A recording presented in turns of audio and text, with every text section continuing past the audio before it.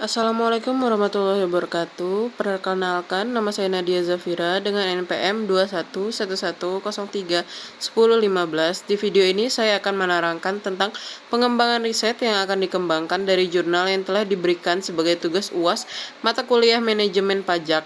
Baik, yang jurnal pertama yaitu A Carbon Tax versus Clean Subsidies, Optimal and Suboptimal Policies for the Clean Transition.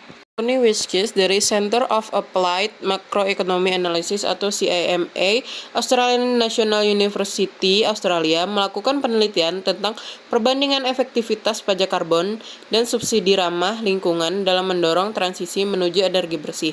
Penelitian ini penting karena perubahan iklim dan kerusakan lingkungan merupakan tantangan global yang memerlukan tindakan kebijakan efektif. Penelitian ini melibatkan pemerintah, pengusaha, dan masyarakat umum. Pemerintah akan menggunakan hasil penelitian ini untuk merumuskan kebijakan baru atau memperbarui kebijakan yang ada. Pengusaha mungkin akan terpengaruh oleh hasil penelitian ini, terutama jika penelitian ini menyangkut aspek ekonomi ataupun bisnis, seperti perpajakan dan kebijakan fiskal. Masyarakat umum akan merasakan dampaknya melalui perubahan lingkungan dan ekonomi. Penelitian ini akan dilakukan dalam periode waktu tertentu yang menemukan bahwa pajak karbon secara umum lebih efektif, terutama jika kebijakan yang optimal diimplementasikan sebelum tahun 2050. Namun, tergantung pada skenario kalibrasi, subsidi produksi bersih, dan pajak penelitian kotor juga dapat menjadi efektif dalam kasus-kasus tertentu. Penelitian ini dilakukan di Australian National University dengan menggunakan data dan model ekonomi yang relevan dari berbagai negara atau kawasan yang telah menerapkan kebijakan pajak karbon dan subsidi lingkungan. Penelitian ini menggunakan metode membangun model penilaian terpadu 3 sektor dengan teknologi endogen, yaitu jasa, bersih, dan kotor.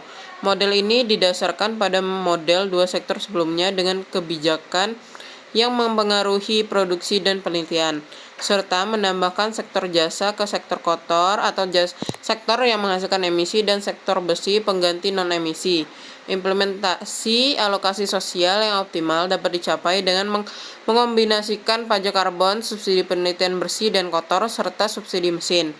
Model ini juga menunjukkan stabilisasi alokasi jangka panjang di mana sektor jasa dan sektor bersih tumbuh pada tingkat yang sama.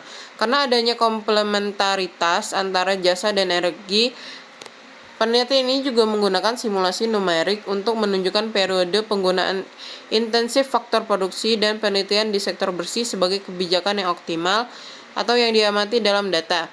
Kebijakan optimal melibatkan kenaikan pajak karbon dan subsidi penelitian bersih yang menurun selama beberapa dekade mendatang. Jurnal kedua dengan judul The Impossible Love of Fossil Fuel Companies for Carbon Taxes.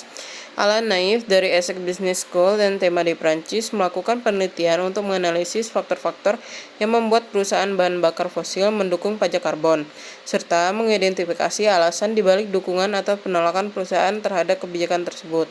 Penelitian ini penting untuk memahami motif dibalik dukungan atau penolakan perusahaan, sehingga dapat membantu merancang kebijakan yang lebih efektif dan diterima oleh berbagai pemangku kepentingan. Penelitian ini melibatkan perusahaan bahan bakar fosil, pembuat kebijakan, dan organisasi non-pemerintah. Penelitian ini dilakukan pada tahun 2023 dengan melihat riset-riset terlebih dahulu yang sebelumnya sudah dilakukan. Penelitian ini dilakukan secara global dengan fokus khusus pada 100 perusahaan bahan bakar fosil terbesar di dunia, serta negara-negara yang telah menerapkan pajak karbon seperti Kanada, Denmark, Norwegia, dan Uni Eropa. Penelitian ini dilakukan dengan menggunakan analisis konseptual, kuantitatif, dan kualitatif. Analisis konseptual membangun sebuah model konseptual trilema untuk memahami posisi perusahaan bahan bakar fosil terhadap pajak karbon. Analisis kuantitatif mengumpulkan data dari 100 perusahaan minyak dan gas terbesar untuk melihat dukungan mereka terhadap pajak karbon, yang hasilnya menunjukkan 54% perusahaan yang memiliki kebijakan mendukung pajak karbon, bahkan 78% untuk 50 perusahaan terbesar. Analisis kualitatif dilakukan terhadap komunikasi perusahaan bahan bakar fosil untuk mengidentifikasi alasan-alasan non-mutual eksklusif mengapa mereka mendukung pajak karbon meskipun tidak sesuai dengan kepentingan mereka berdasarkan model trilema. Itu saja yang dapat saya sampaikan. Wassalamualaikum warahmatullahi wabarakatuh.